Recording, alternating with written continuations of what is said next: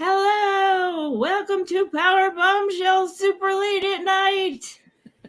It is I've decided to call it the Powerbombshells Dynamite Rap Recap. Would you guys like that? Do you think that's good? Yeah, that's a nice long hashtag. Guests. It's a super long hashtag.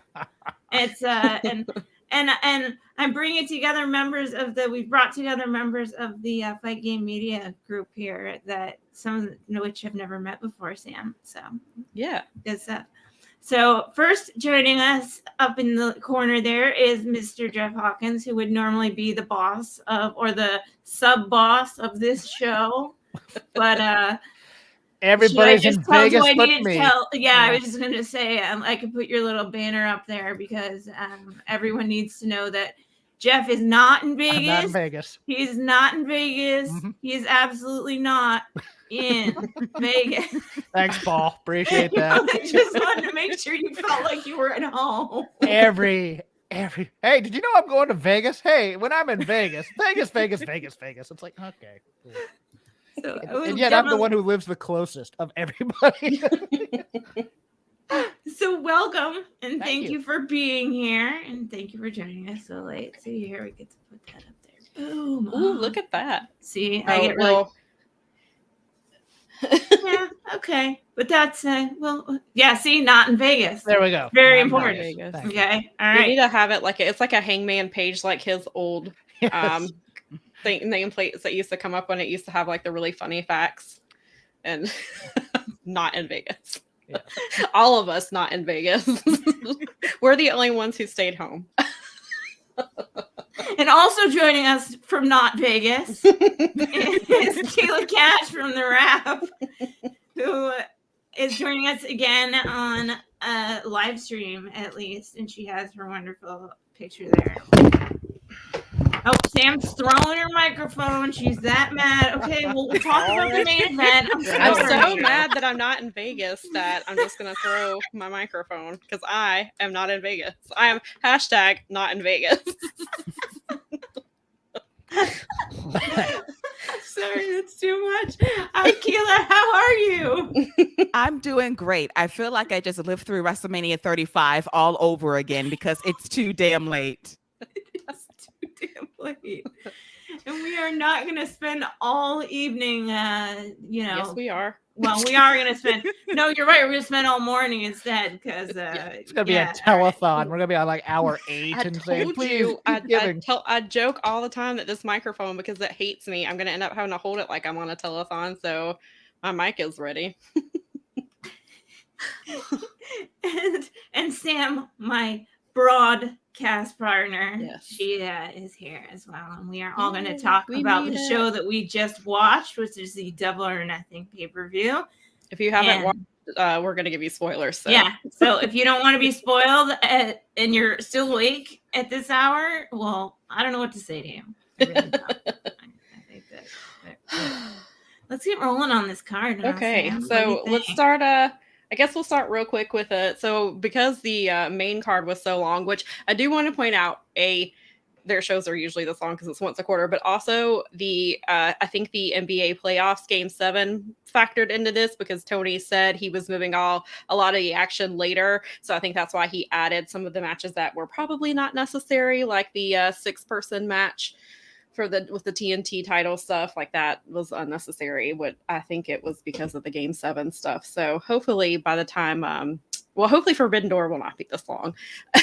And then I'm gonna be there. Oh yeah, you're gonna be there. You'll be struggling. And then I will not be at Forbidden Door.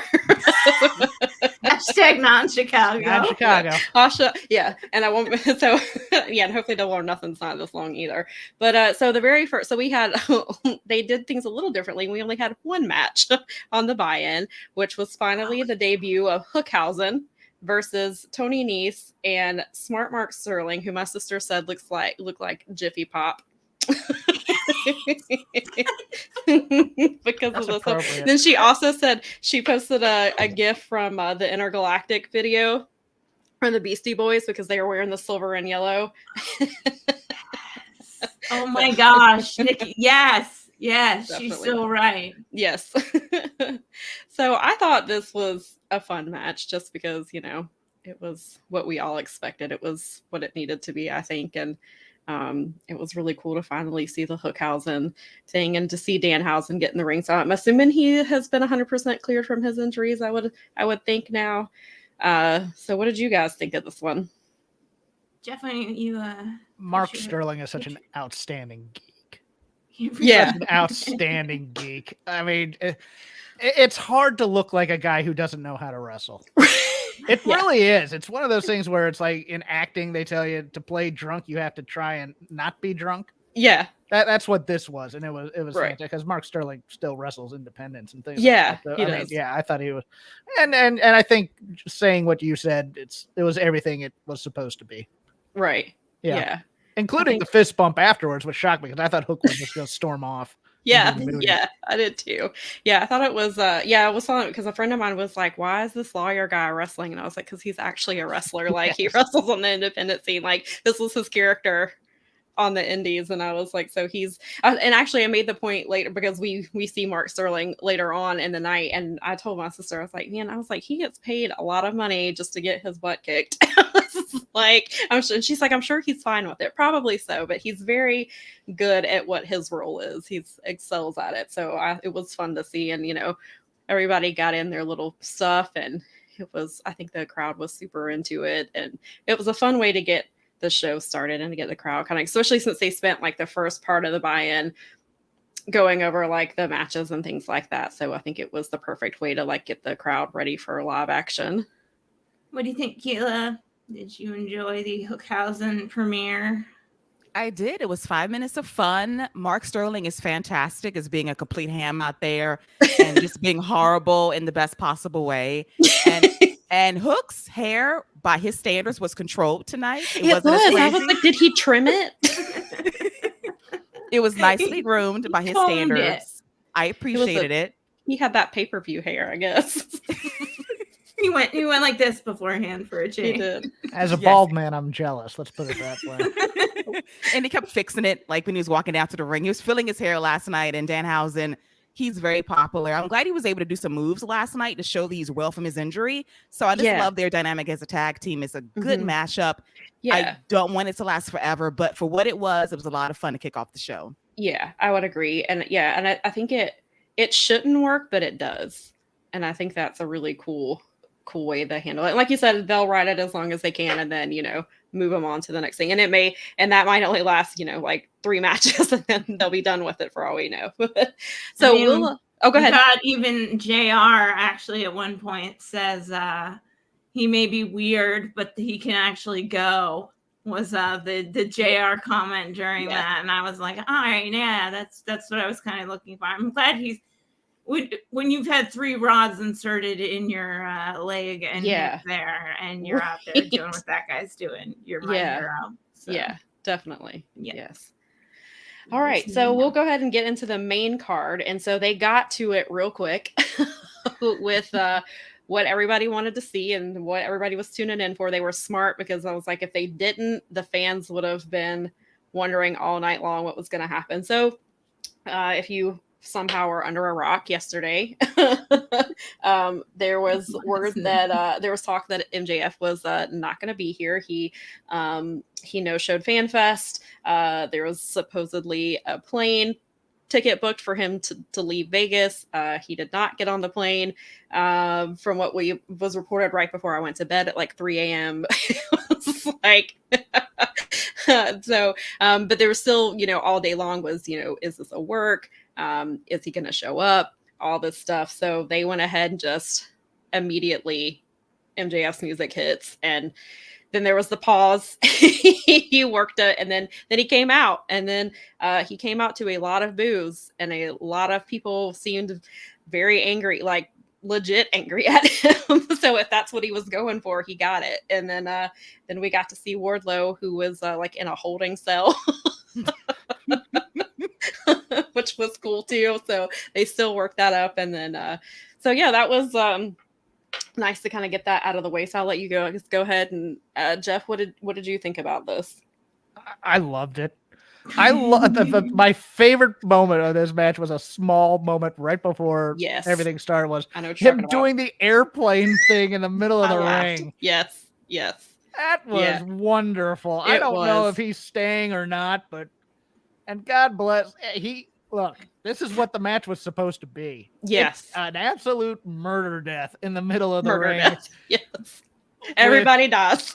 I mean, 10 power bombs, even though he took a powder for a while. I could have possibly done without the Bryce moment in there, but it was still fun with the ring. Yeah. And then just not only getting stretched out, but having the oxygen mask incorrectly put on. That's what Nikki, my sister and I were like, what's wrong with the mask? And she's like, I think it's upside down. And then he almost fell off of it when they first put him on, he almost fell off, and then he was like kind of hanging off the end of the stretcher. Well, they were struggling. You're supposed to put him on a board, and you're supposed to that was just kind of thrown out the window because this is wrestling. Right. Let's just move him out, and I think he's going to be at least on the shelf for a while. If this is not a goodbye, it certainly felt like it. I thought for some reason that they'd still have Wardlow win, but like a leg under the rope or something like that, just in case MJF and Punk was what they're going to go to for the title. But they made a star in one night. Good for them. Now let's see what they do to follow it up. Yeah. That's my big question on that one too. Yeah, and I think maybe they don't know yet, because maybe they're still trying to. Maybe they're like, come give Wardlow his match and let him have the payoff that he's been building. Let him have this, and then we'll figure it out after. And I think, an injury or Wardlow taking him out, maybe that buys them some time, or maybe that was the plan all along. And who knows? It'll be really interesting. I don't know if anybody is following there's a scrum happening right now. So it'll be very interesting, because that's going to be the first thing Tony Khan is asked. He generally goes last at these things. So it'll be very interesting to see what kind of answer he gives. Oh, and I assume that MJF, well, he's hurt. So I guess he will not be at the scrum, but it would be interesting to see kind of, what they're doing with that. But go ahead. I was just going to ask Keela's turn. I was going to ask what she thought of the Wardlow and MJF, especially since I'm told that you did not actually book that ticket. So, well, listen, none of us here booked that flight to Vegas. We didn't book ones into Vegas. Expensive. I can't, It's a holiday weekend. Yeah. Yes, I turned down his phone call like he had his phone off all other phone calls in the last 48 hours. So I decided I'm not going to pay for your way back to Long Island, sir. But in any event, I'm glad he showed up. I'm glad he did the job for Wardlow. It's been 2 years in the making, and Wardlow is a star in one night. And the big question is, where do you go from here? Hopefully it's a big push for him, and that you don't have him on the wayside, because he is ready to go as a main event player. Yeah. And I will, real quick, that reminded me, because I wrote an article, which I talked about last night. I wrote a whole ass article about why that was the best feud going into the show. And then that happened. But I went back and listened to Wardlow's promo that he cut after he gave CM Punk the Dynamite Diamond ring. And he said that he wanted to be TNT champion.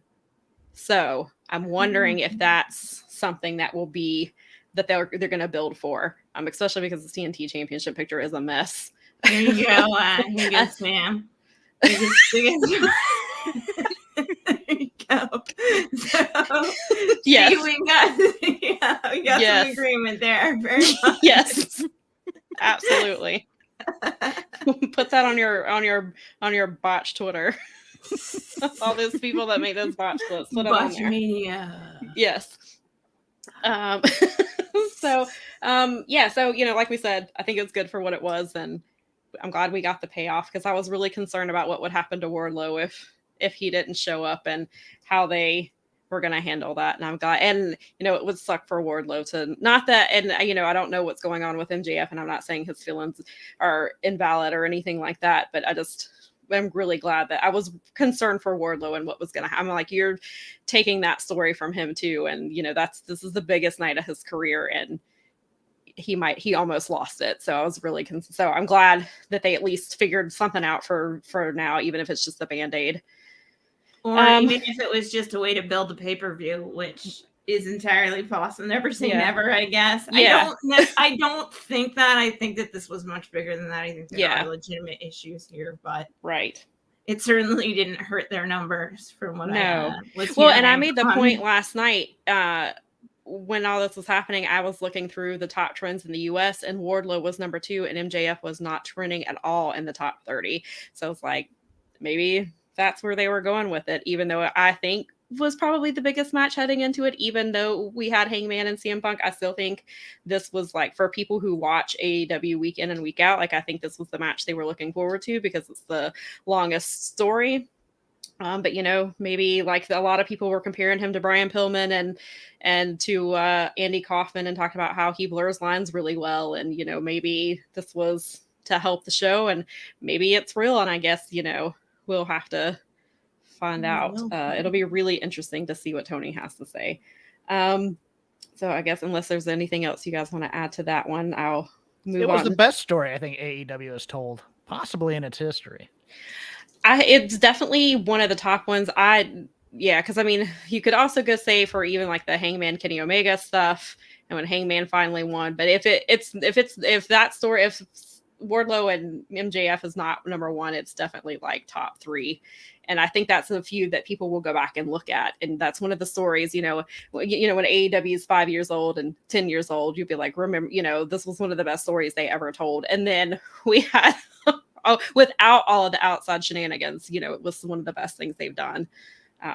So I'm glad it came to fruition.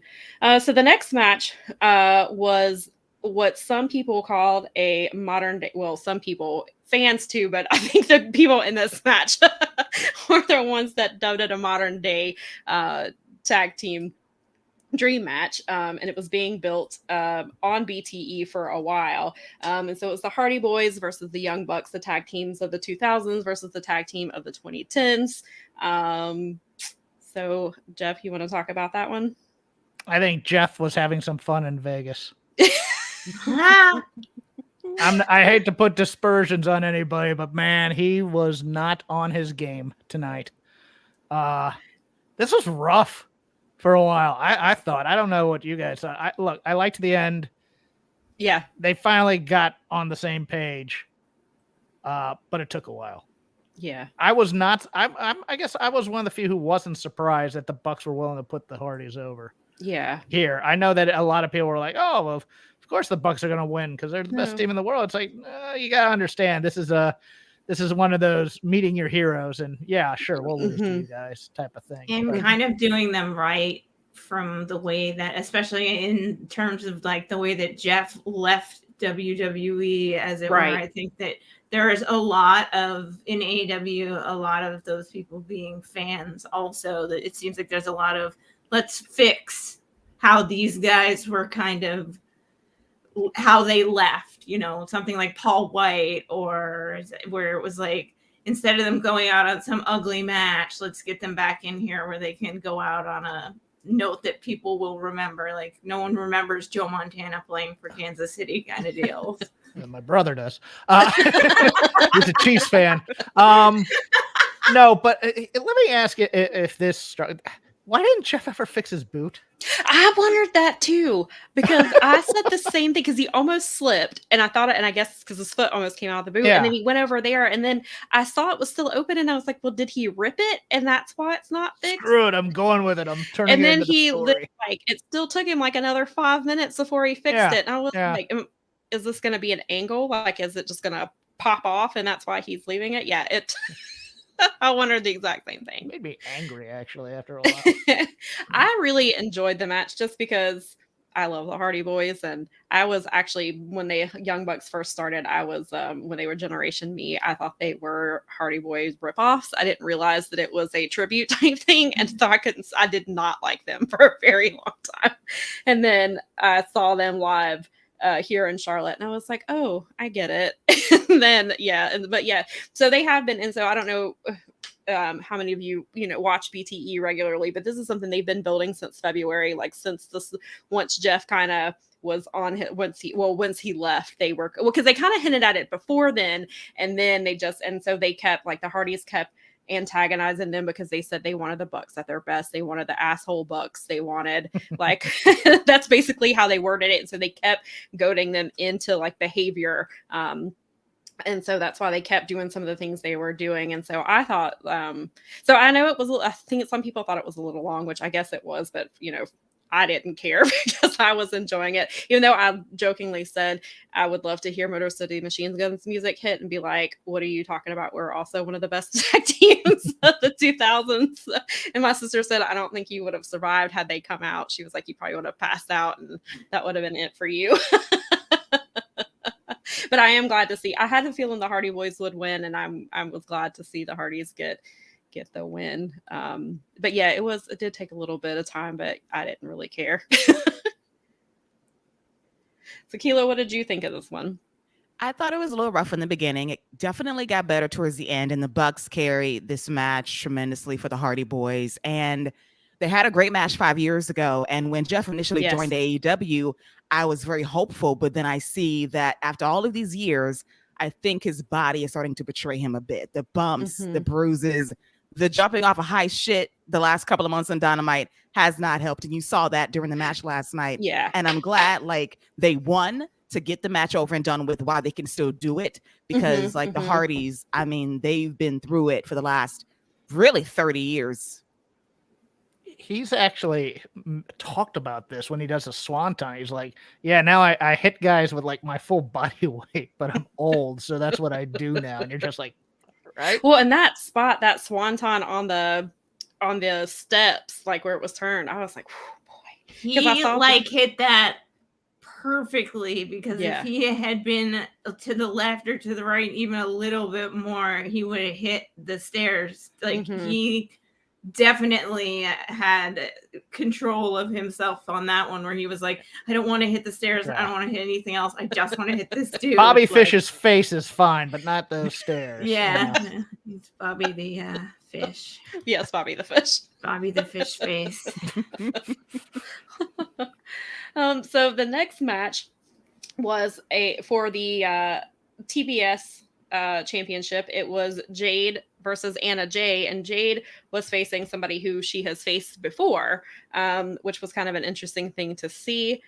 So Jeff, do you want to talk about that one? I actually no. How do you talk about this? I don't want it. Being respectful of it, because Jade is improving, but man, I know they want to give them time. But if Jade had just come out and killed Anna Jay here, would it have been the worst thing in the world? I don't think so. I liked Anna Jay's throwback gear to her original gimmick, which she was doing the Zatanna. I forgot what her nickname was. It was like the Showstopper or something like that. I forgot what that was. Yeah, she was. That's so funny, because my husband pointed that out. So he was like, oh no, it's the DC character, and he couldn't think of her name. And I was like, oh. Yeah. And then the baddies get involved. It's a shame, because the problem with the baddies coming out and doing all that stuff was is that it diminishes Jade's improvement. It really does in some ways to book it like a standard pro wrestling type thing. I'd love for her to work more like a giant than anything, but they're doing the choreography thing. But tell you one thing, I am always happy to see Stokely Hathaway. I love the former Malcolm Bivens / Stokely Hathaway. He and I have a good rapport online and live at events and stuff like that. But that dude is just hilarious, and I think he's an appropriate manager in place of Smart Mark Sterling. Maybe, I don't know yet. The two of them together could be kind of interesting. That's what I was going to say. I can't wait to see how they interact together, because that will be fun. Then we also had, well, I guess we'll finish talking about the match and then we'll talk about the other part. So, Keila, do you want to let us know what you thought about this one? Yes, unfortunately, this match wasn't very good. I will say I will prefer the match they had on Rampage a few months ago. That was better than this match. It was overbooked, but the former Malcolm Bivens, it was beautiful to see him at ringside causing trouble, and for him to be a part of the baddies, to be the manager, to talk his talk on a weekly basis makes me so incredibly happy for him. And I cannot wait for all the promo exchanges on Dynamite and Rampage moving forward. It is going to be a gift to this world to see Stokely completely unleashed. Yes. And that was the thing when he was released, that was like that's the tweet that I kept seeing was put him with Jade, put him with Jade, put him with the baddies, let them. And I was like, either Tony had the same thought or he saw the tweets and was like, okay, sure, give the people what they want. So yeah, the match was what it was. First of all, I would like to say that Jade looked incredible. Like, I love that she came out with the Showgirls and she had the very Vegas entrance. Like, I thought it was perfect for her. I love the hair, her makeup, her gear, all of it. Like, her presentation is phenomenal and she always just looks great. And she definitely has improved. I think Anna has improved as well. I think I don't know what was happening tonight and why they couldn't quite, like you said, since the Rampage match definitely was much better. So I don't know what happened there, but I think I do actually. Okay. And I can comment on that. Go ahead. I think they had a better referee to help them remember spots. I think in the last one they had a more veteran ref. I think Paul Turner was the ref, or maybe it was Bryce. I can't remember which one, but that was the one basically when they got lost telling them where they were at. And I think this time they didn't have a referee who was helping them that much this time. That makes sense. Mel, do you want to add in anything before we get to you guys covered most all of it? Because I mean, that is the sort of overall deal with it, right? And I mean, the Stokely Hathaway thing was fun for me. I've actually gotten to see him on the indies and stuff before. He got picked up, and it was really kind of fun to be like, oh, it's dude from Progress that we saw at the Progress show. And it was a lot of fun. Funny because I was seeing that. I was timing the match and I saw him and I was like, it's Stoke, and I was like, I can't tweet yet because I'm still timing the match.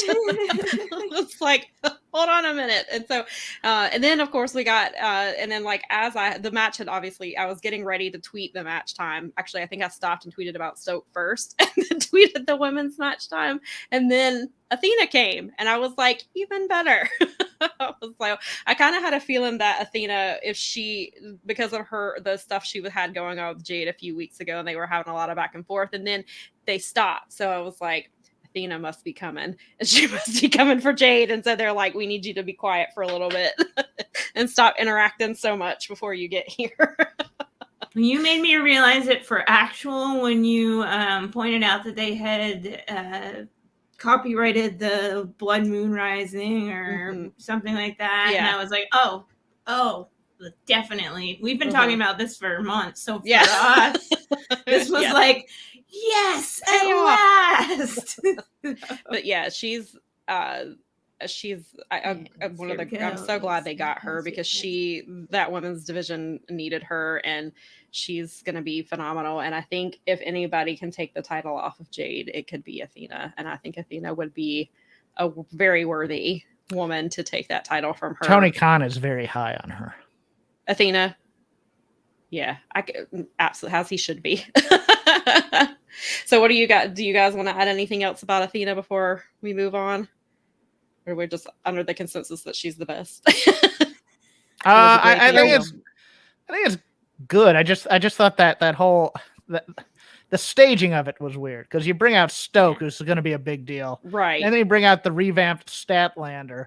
Yeah, I didn't agree. I thought that was weird. I was like, what is she doing here? They can't figure out what they're doing with her, so that was odd. And then they bring out Athena, and it just reminded me of, I remember the last time they brought back Ember Moon to NXT. It was at the same time as Toni Storm. It's like she can't catch a break in terms of being the one person who's going to be debuted in the segment.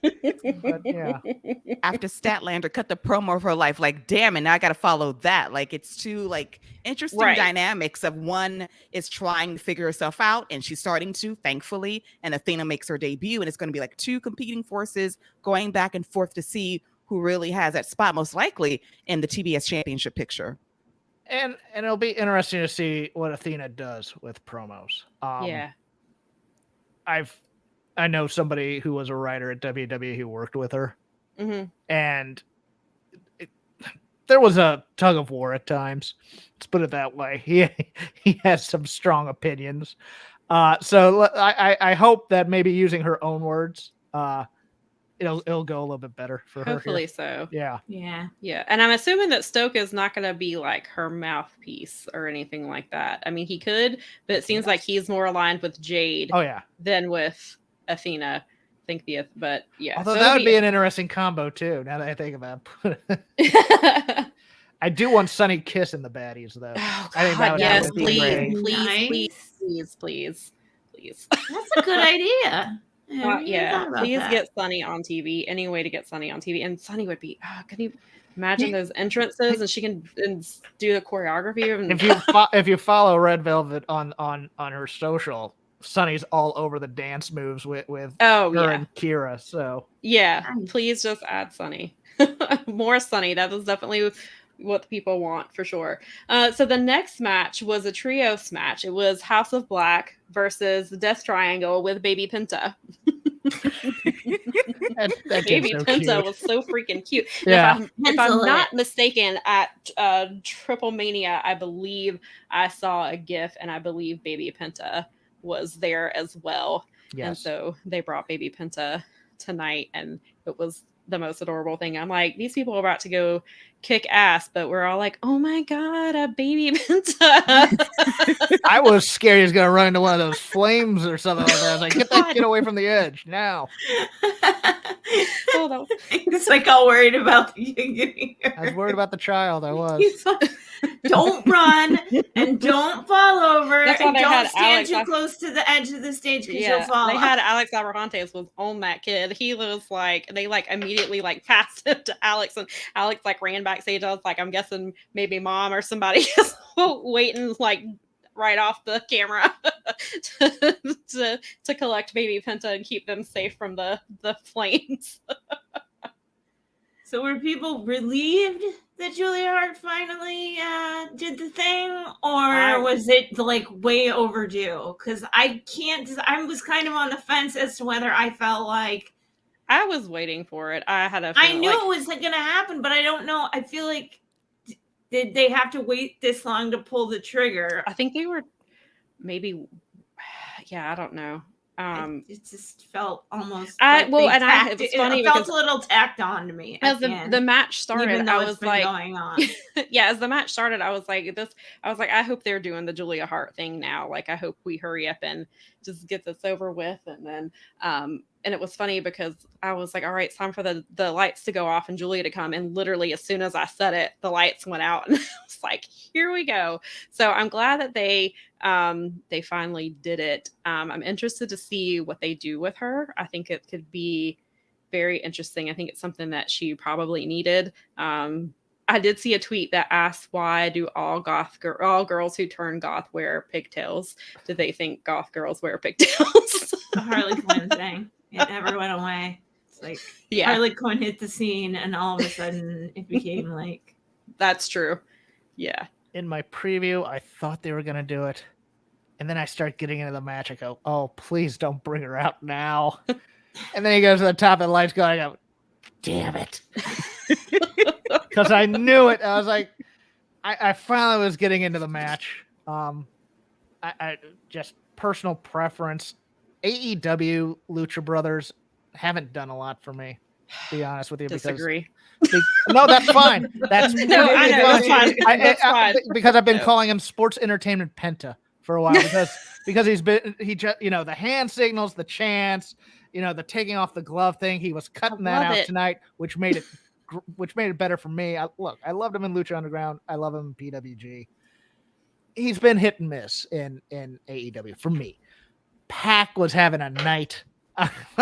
He and Buddy Murphy. Buddy Murphy was selling his ass off tonight, and I loved it. And or Buddy Matthews, sorry, using his former name there. But I was really digging this match, and then the Julia Hart thing happened. I go, well, of course. Now this feud must continue. I really enjoyed this match. I think this was probably my match of the night. I thought it was. Okay. I was super into it. I love the Lucha Brothers. I didn't see, and I guess I can see where maybe there's some where they're a little bit different, because I didn't watch much Lucha Underground because I didn't have access to it. And so I've only seen like bits and pieces of things. So maybe that's another reason why most of my exposure to them has been AEW and like All In and that type of stuff.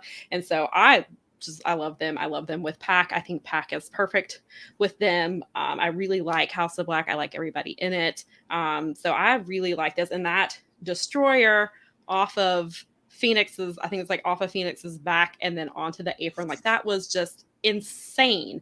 And so I really, really like this match a lot. And that does not. Nice. That's perfect. Nyla is on it. She was tweeting all kinds of crazy stuff all night. I'm like, she had some really funny tweets during Anarchy in the arena that were really great. But that's perfect. I missed that, so thank you for letting us know. Yeah, definitely. That's great. That's so funny. So Kilo, what did you think of this match?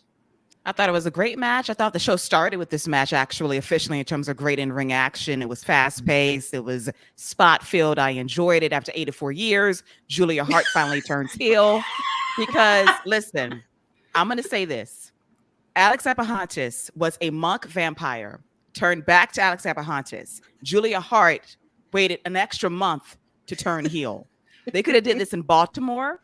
I would have been happier. The fans were hyped for it. They waited. Yeah. I'm glad it's over now. And she's embraced the dark side of the force. Thank you. But it was still 84 years of my life I can't get back. I'm 95 now. Glaciers move faster than the grayscale on her face. On this one, I'm kind of on the same page here. I felt like they could have done this weeks ago. Yeah, they should have done it. Yeah, like you said at Baltimore, because like you said, the fans were super into it, and then it was just when it didn't happen, everybody was like my timeline was like, why didn't she turn? There was so much on Double or Nothing already that I had fans jumping down my throat saying it's long-term storytelling. I go, no, it's lazy storytelling. Get to it already. Turning the lights out every single week is not long-term storytelling. Yes, they're taking the fun. They are taking the fun out of it. I think you guys recently talked about this even on the Dynamite show, where they're taking the fun out of the light thing because they almost do it just a little too much. Yes. Yeah, they need to dial it. Maybe now they'll dial it back now that Julia has joined them. Finally. Maybe she's the one that's been doing it. Maybe she's been in control of the light switches. And she turned it out for herself. There's a light stick. Turns it off before she rave. She's the only one who knows the master switches. Yeah, exactly. All right, so the next match was the men's Owen Hart Cup final between Adam Cole and Samoa Joe, and this was also a first-time match. This is one that has never happened before, so that was cool to see. And Jeff, what are your thoughts about this one? I thought the ending fell a little flat, but I thought it was a good match overall. I love grizzled Joe. I do. Yeah. Walking around chopping and beating the crap out of people. I had somebody in my DMs go, man, Adam Cole looks smaller every match he's in. And I don't disagree. But I thought the ending felt a little flat. Yeah, I didn't like the ending. I was waiting for another kick out or two. Despite my big complaint with AEW's matches going on too long. Yeah, this one was a little too short, I thought. But it was okay. Other than that, I was not blown away by it, but I wasn't disappointed by it either. Right, Kilo, what did you think? I thought it was good. I'm glad that we got the NXT payoff on an AEW pay-per-view when Samoa Joe choked out Adam Cole last year in one of the great backstage segments when Joe was the enforcer. But I just love Joe as the destroyer as of late. He just whoops ass, and I love the intensity from him. Right. Adam Cole winning the Owen Hart Cup, a Shawn Michaels guy, is sacrilegious to me. It's just wrong on so many levels. Somebody else said that. Thank you. That is just rude on the highest level. Like, come on, really? You win with the sharpshooter 1 week, now you win the whole damn thing now. It's just rude. Yeah, I didn't like I wasn't a fan of the Bobby Fish interference. I mean, I was like, I guess it's to be it's to be expected because of that's what they do. But on the other hand, this is a tournament match honoring Owen Hart. Like, was that necessary? It's the first one, and you're trying to make it important. Yeah, I was like, what are we doing here? And then I knew, like, once he did that, I was like, okay, well then that means during Britt versus Ruby that we're not gonna get the Jamie Hayter stuff that some fans thought might happen. I was like, they're not gonna do it 2 matches in a row and 2 Owen Hart matches in a row at that. So yeah, I thought I enjoyed it. It was a solid match. I would have preferred Joe to win. I mean, I do like Adam Cole. I'm a fan of his, but I just love Samoa Joe. So, and then I kind of saw when he came out in the pink gear, I was like, oh, well, guess he's winning. Yeah. Same with the next match too. It's like, yep. This is a yeah. foregone conclusion. Yeah. Yeah. Yes. Mel, do you have anything you want to add? No, I think that's pretty much. Okay. So the next match, they went ahead and just they just went ahead and did the women's match so that at the end they could present them with the trophy and such. So we got Britt, who came out to Rich Ward from Fozzy, played her in, and he played her in at another show. It wasn't the Grand Slam show, was it? Was that a pay-per-view?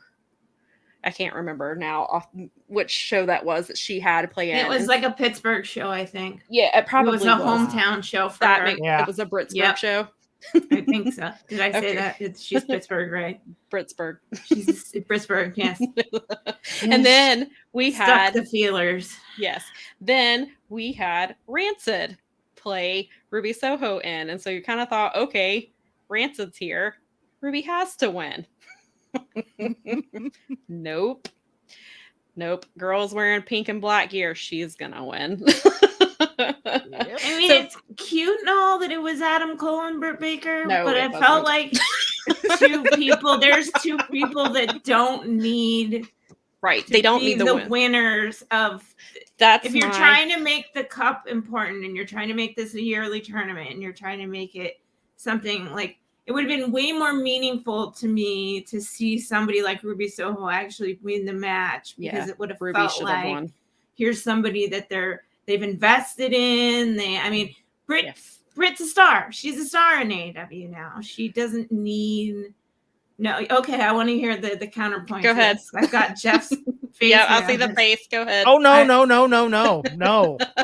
This is actually an agreement. I'm probably a little bit more upset than you guys about this because I said on the Dynamite show, I go, look, we're at the Final 4. Any of these 3 women need this win more than Britt Baker does right now because they've blown 2 of these. Mm-hmm. They've blown 2 of these debuts between Ruby and Tony. And cooled them off so much. And you're bringing in the revamped Chris Statlander now into this. You could make her a big deal in one night. And look, somebody's taking away my thunder here because Sean, thank you for that. Britt Baker has a Charlotte Flair problem. Right. And that's something that missed that one. That's actually an article that was written recently. I mean, I'm sure it's been written other places, but Daily DDT, they wrote an article and said that, AEW, if they're gonna have Britt Baker fatigue if they don't cool it. Because it's not Britt's fault that she's being booked like this. A lot of times it's not Charlotte's fault either, but they are very dangerously towing that line. Yeah, they really are. Ruby needed this one. A lot of fans have been very unhappy with the way Ruby has been booked. I watch Dark and Elevation partially because I enjoy it and partially because at time women's matches there too. So I get to see Ruby there. Ruby does, I think as a veteran, she does kind of want to give back and she wants to help the younger women get used to getting reps in front of the audience and in front of the cameras and stuff like that. So I don't have a problem with her being on Dark and Elevation. However, there's a lot more that they could have done with her. And like you said, we saw with Tony, they've kind of cooled her off somewhat too. And just Ruby should have won this match. I don't know what else to say. And I thought she had a pretty good match too. Yeah, it was. And I will say, this one got 15 minutes, which was nice to see. So I thought that was cool. But yeah, once you had, especially if you have the Rancid play in and all that stuff, like it just everything seemed to be lining up other than her gear wasn't black and pink. So Yes. So You get Keela's thoughts on this one Yeah. real quick. I'd like to hear what you have to say on that. I'm going to make it unanimous. I did not like this finish at all. Ruby should have won. I'm very thankful that the fans were with Ruby despite what happened on Friday, because they were just That's what I booing said her too. out of the building. So like, y'all had some decorum last night. I'm proud of y'all. Y'all was rocking with Ruby, and then the finish happened. I'm like, Britt, really? Another accolade? Like, you didn't need the cup. You didn't need the belt. Ruby needed this. I go back to what she did on the Countdown special, the promo that she cut about the importance of winning this and paying tribute to Owen Hart, and like, this is how we end the tournament. You get rancid for crying out loud, and she still doesn't win. And it's frustrating because she loses the tournament in the TBS championship final to Jade Cargill. You lose to Britt at Grand Slam. You lose this match. At some point, you would think that you would snap at this point and just be done with being a babyface. And maybe that might be the direction that you've hit rock bottom, that you are now lower than Chris Statlander. We have not won a damn thing in this company thus far, and it's all Britt all day. And I just feel really weird seeing Britt and Adam Cole have like this king and queen prom thing going on. Yeah. I didn't like it. It was too cutesy for me. Well, we already see the issue with the Sammy and Ty stuff. Like, the fans are not into that. So I was like, you don't need a babyface version of that. I was like, I mean, not that Britt's really a babyface, but I guess as far as the couples go, but I didn't like it. And it's very weird. But they did so they brought out Dr. Martha Hart, and she presented them each with a title, which I thought was really cool. The titles looked awesome. I thought that, and I like the idea that they will have a cup that their names will be engraved into. I mean, I know that's what they do I think that's what they do with the Dusty Cup too, correct? They engrave the names in with the Dusty Cup, or no? Yes. I think so, yeah. Yeah. So I thought that was really cool. I thought that so when you come back to what all this is all about, honoring Owen Hart, like, I think that they did. I think they achieved that. I'm hoping, it doesn't sound like this is obviously going to be an annual thing. Hopefully, they'll learn from this one, and hopefully maybe Ruby wins it next year. I don't know. We're getting some breaking comment news here. He's got a Tony Khan getting heated in the scrum, dropping F-bomb. Yeah, he got mad at Eric Bischoff saying that CM Punk never drew any money. He can fuck right off. Yeah. Isn't that like... There you go. That's justifiable F-bombs, because Eric can fuck off with that one. He really can. Listen, like, what are you talking about? Listen, we're not monetized over here. Yeah, right. I was gonna say, I'm pretty sure that our it's after 11. I thought the doctor gave a good speech. I do. I really. It was nice to see. It was nice for her to be able. I'm glad that door has been opened for her to be able to get the sense that we love Owen, and that she's able to not have to deal with WWE for that. Right. And because of course, all the people, there's a lot of people are like, oh, this is just a cash grab. It's just a money grab. I don't think so. Sure, the money is going. I was like, to they're the Hart Foundation. Yeah, like, exactly. It is. And I think they do really want to honor Owen, and I think they have done that, and I think they've done a good job with it. Maybe not with the people they chose to win, but I think it's promoting him overall and talking about him and educating people, because I got into WWE later, and so Owen had already passed when I started watching, so I missed all of that, and I've heard just wonderful things about him and wonderful stories over the years, and then getting to see. I'm glad that she gave a shout out to Dark Side of the Ring, because I think that really opened a lot of fans' eyes, and to finally hear her words into what happened, and not hearing a bunch of the company BS and things like that, and to kind of hear that, and to hear it from somebody so close to him, I think just made a really big impression on a lot of people, including myself. So I'm glad that she is finally getting to honor her husband. About female role models. I mean, yeah, her and Martha Hart and Aunt Linda are like the two.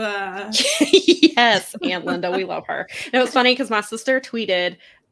She just sent out a quick tweet and said Martha Hart with a bunch of like greater than symbols and Dana Warrior. I like that one as well. Yeah. And I thought Martha looked beautiful last night. She did. I love the hat. Very Wear Kentucky hats Derby next year. Yes. Very Kentucky. It was a Derby hat. sister said the same thing. She's like, But why does she she looks look like she's stunning. at the Derby? She did. I was like, I love it. She kind of looked like she had like a wedding outfit almost. So she looked great. And so, yeah, so I'm really happy for them. So I thought it turned out well.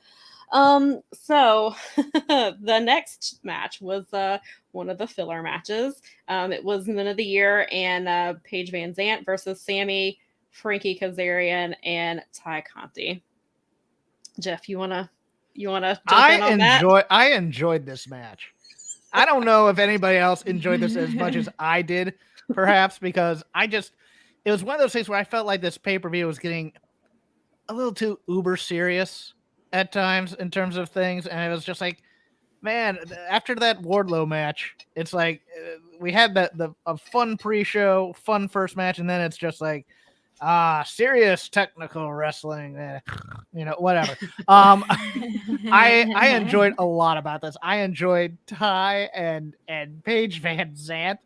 Paige Vanzant for her first match looked very good, I thought. And that Ty Conti, I love her. I love her personality. If her selling would catch up to her emotions, it'd be great, because she's always about 2 seconds behind because she's processing it in a second language, I think, at times. But Sammy and Ty were fantastic. Kazarian was just on his comeback spots was fantastic. Yeah. I thought the Men of the Year were great too. I really enjoyed this match. I thought it was a great party match. I enjoy some of the people in the match. Just the match itself was, to me, Okay. but It was better than I thought it would be. It was, yeah, it was, and I don't know a lot about Paige Vanzant outside of wrestling, just because I don't keep up with that stuff. I have asked around and have gotten some various opinions. I did read the article about how, like, she, some things that happened to her as a teenager and how she's kind of tried to use that to, like, she wants to raise awareness and things like that, and like about so I think that could be a really cool thing. It's interesting because it looks, obviously she's a heel, but yeah, she did look a lot better than I expected. I thought because didn't they say that she worked with Scorpio? I believe I heard that during the match at one point that they said she'd been working with Scorpio, which is obviously a great thing. She wasn't a very good MMA fighter. That's what I've heard. And she was overpushed because of her looks. Yeah, I've heard. And then eventually she started making more on OnlyFans than she was in MMA. Hey, good for her. Grab the bag. Yeah, right. And then good for her. Got cut by UFC and went to like a smaller, lesser promotion. But she's always kind of had a personality about her, so that she'd be a fit for pro wrestling. Mm-hmm. But nobody was sure whether or not she could get the coordination down, because she wasn't very coordinated as a fighter. See ya. Okay. Keela, what did you think about this? I disliked everyone in this match. So they did their job. I think they did their job, but I was rooting for Men of the Year and Paige Vanzant by default, because I just despise Ty and Sammy in the best possible way. It's a compliment. But I will say that maybe this match in particular could have been moved to the Forum in LA. That would have been a better setting. And the crowd would have totally been in favor of Scorpio Sky. Yeah. It would have been perfect. It's his hometown. It would have been a better setting for this match. I think that if it wasn't a game 7, this would have been a Wednesday match, especially because after Kaz lost, he did like a posting and he challenged Scorpio Sky to a match at the Forum, because he's like, it's in our home state, it's in it's in Southern California, blah blah blah. But of course, it was never accepted. And then now we see it doesn't matter, because they lost, which means that they're doing the Cody thing where Sammy and Kaz cannot challenge for the TNT championship, and they're making it sound like, was that ever again? That was how I took it. I don't think it was like as long as Scorp is the champion. I took it as ever, like a Cody type deal. I think it's just when Scorpio has the title. Yeah, I would assume so. It wasn't really clarified one way or another, but that makes sense, which I'm fine with, because the TNT championship picture is murky at best. It's a mess, and I'm glad that I do love Sammy. I'm a huge fan of his. I don't really care for, and I like Ty. I like them separately. I don't like them as characters together. This just did not work for me. So, I mean, they're very good at making people despise them. So I guess that's that's a good thing. But I'm just really I've had enough Sammy versus Scorp. Ty's really good at getting kicked in the face, though. I'll tell you that. God, But because that I don't know if you saw the spot at Triple Mania. I did. Okay. I did. Good. Okay. Because that's exactly what I said when I saw it. I was like, oh, they did that spot, except for it was Sammy this time because it was Penta, right? Yeah. Okay. Yeah, that's what I thought. Yeah, Penta got her good, and the fans loved it. They loved it both times. So yeah, and also I was real quick. I just thought about Ethan Page before the match started. The looks that he was giving the back of Sammy's head, he had murder in his eyes. It was like he is coming. Yeah, so I'm interested to see where things go next. I thought they were gonna, a few weeks ago, I thought maybe they were gonna turn Scorpio and put him back babyface, and then they're like, no, we're gonna have all heels all the time in this title picture. So bring back Miro. Yeah, seriously. It's time. He's been filming. He filmed his TV pilot. I saw he's doing the TVs. Yeah, I saw the trailer for it like a week or two ago. It was because I saw Miro trending and I was like, oh, what is this? And I was like, oh, it's his thing. But yeah, he's apparently playing like I don't know if he's a bad guy or they think he's a bad guy. It looks like he might be a criminal. Maybe a little bit of typecasting. Just a little bit. So I guess we'll see when he comes back. So the next match we had was another match that probably could have waited, but it seems like this was a Game 7 match filler. Was Darby Allin versus Kyle O'Reilly. And Darby had told Kyle that if he didn't accept this match, he was going to interfere in all his friends' match. So, so he better do it. Jeff, do you want to weigh in on this one? Darby's gonna die one day. Serious. Everybody does. Lance Archer's trying to tell y'all. I did not see the need for this match at all. I was a little surprised that he didn't sell the arm. For more than 2 weeks after having it Pillmanized in a chair. Yeah. Right. I'm not the biggest Kyle O'Reilly fan. I gotta be honest with you. I think he sells. No, I think. Look, he does some things. He does some things great. Like selling. I mean, in terms of making me laugh and stuff, but I just can't get Cool Kyle out of my head. I loved Cool Kyle. Oh no! I loved Cool Kyle. It's so funny. I loved it. It made me laugh. See, I need to show you some PWG. No, I saw Kyle. I saw Indie Kyle. I saw him wrestle I saw a little bit of Indie Kyle. I saw some ROH Kyle. No, that's cool. He's so good at these I want him to be more of a killer, I think is my problem. I can see that and I can see why that would be, but he's just so good at like the expressions and stuff. Yes, and he's so funny and it cracks me up. And it's such a strange dichotomy because he is like his knees are like weapons. But then his expressions, like he can be really funny. So, but yeah, I can see. Yeah, no, he's great at that. It was just when he came to AEW from NXT, I didn't want him to be NXT Kyle. Sure, I can understand that. And Bobby Fish toughened his gimmick up a little bit. I was waiting for Kyle to follow, and he didn't quite do it. He's having too much fun being BTE Kyle, I think. Yeah. Kilo, what do you think of this one? Now, to touch on Kyle, I'm also a Kyle supporter, and the Kyle I prefer is the one that faced Finn Balor in October 2020. That's the Kyle I love in terms of his intensity and his attitude. Yeah. Cool Kyle had his moments. He's my boy, but it wasn't all the way there, fully realized in that environment. But as a wrestler, he wrestles down all the time. This is a very good match with Darby Allin. This could have been a main event of Dynamite or Rampage on Friday or Wednesday, but it was a nice buffer match to our next match.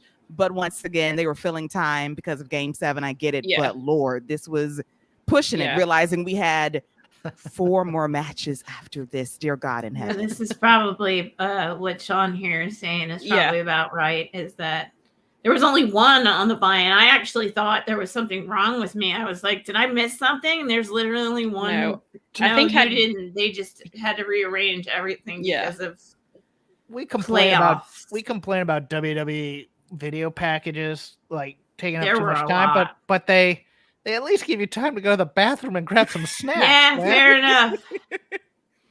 Got a good point. Well, Miss is gonna hold it. Okay.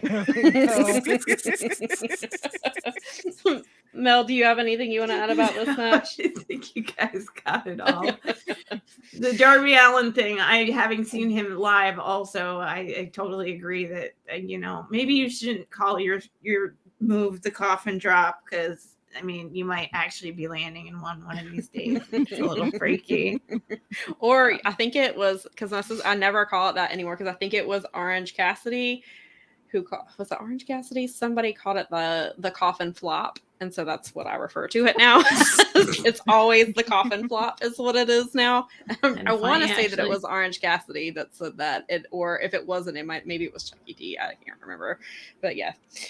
So the next match was for the AEW Women's Championship, and it was Thunder Rosa versus Serena Deeb. And so, do you want to jump in on that, Jeff? Love Serena Deeb. I really do. She's great. Not the time for her to win the title necessarily. No. I thought she might after about halfway through the match. I'm like, this is interesting how they're staging. I was about to get mad. She might pull this out. I like Serena, but I was about to get mad because I kind of thought, yeah. I was thinking the same thing. I'm like, this is interesting. That okay, maybe they're giving her the title though, but it wasn't the time. Obviously, her and Thunder Rosa have such great chemistry. I mean, they were on a pre-show of one of these pay-per-views. I forget which one. Almost stole the show. Yeah, and I thought this wasn't as good, but man, Serena Deeb's intensity is so great now with this character, and I just absolutely love it. And I think Thunder Rosa's come into her own. Yeah. Now, in terms of being a champion and really carrying the belt with some prestige, in terms of, hey, we're not looking just to give it back to Britt right now. We'll dig at Britt Baker that I probably shouldn't do, but yeah, I like these two a lot. I hope Serena Deeb can. I mean, I don't need her fighting for the title all the time, but continue to rebuild her back up. I think one of these days she should be the champion. Yeah. She's an important piece in the women's division, in my opinion, absolutely. Because she is so very skilled at what she's, and it's very valuable to have her in that mix. It's the only knock I have is one, but it's not just on these two. It's everybody all night was every single Cloverleaf or not Walls of Jericho, but the Cloverleafs and the snake. It's like nobody could hold on to that. They were always down on the ground. It was driving me nuts a little bit. Let it go. Keela, what do you think of this one? With very few exceptions, I thought this is one of the greatest AEW Women's Championship matches I've ever seen. Agreed. I thought that both ladies had tremendous chemistry. Thunder Rosa looked great last night. The gear was fantastic. She was fantastic. Beautiful. And Serena Deeb is like one of the best wrestlers on this planet. The technique, her skill set is great. And they just mesh so well together. And to be this deep in the show, to have the crowd that could have easily gone to sleep in this spot, they had them because they worked incredibly hard. So this was by far one of the best championship matches I've seen in the AEW Women's Division. And I will give Sheeta the title for having overall the best matches. But Thunder Rosa can definitely fit that bill with great opponents along the way. And they won the crowd. They won them because they weren't in this match in the beginning. Yeah. They had like the dueling chants and then it stopped. And that was it. Mel, what do you think about this one? I really, really enjoyed it. I just thought it was all the way around. You're getting the good, solid, everyone's cheering just as loud for the women as the men kind of feelings. You're getting that mixed crowd reaction that you love to see because there's people in there that are, really interested in what the outcomes are. And like you said, there's moments.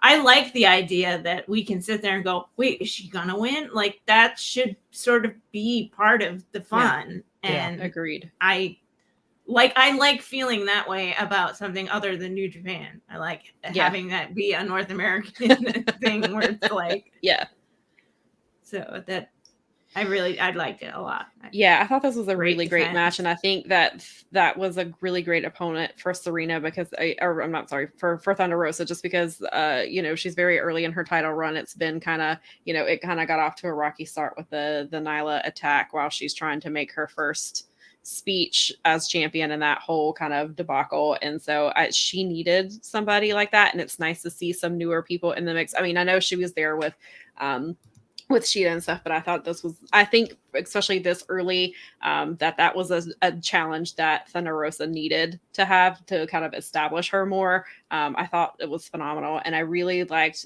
she looked incredible. I loved her gear. And then one of the things that I appreciated was when she was running at Serena, she said for Uvalde, and like just hit her. So I thought was a really nice little tribute. And so I thought that was cool to see. But yeah, so and this match, so both of Thunder Rosa's title matches have gone long.